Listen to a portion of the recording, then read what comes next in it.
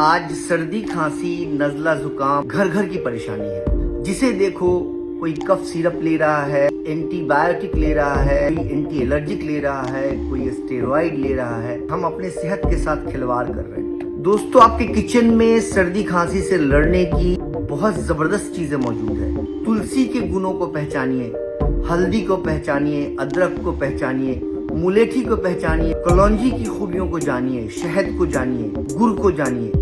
आप यकीन मानिए कि अगर इनके बारे में अच्छे से आप जान लेंगे तो खांसी का नामो निशान नहीं होगा और आपकी इम्यूनिटी चरम पे होगी। मैं इस बारे में डिटेल में बात करूंगा बाद में।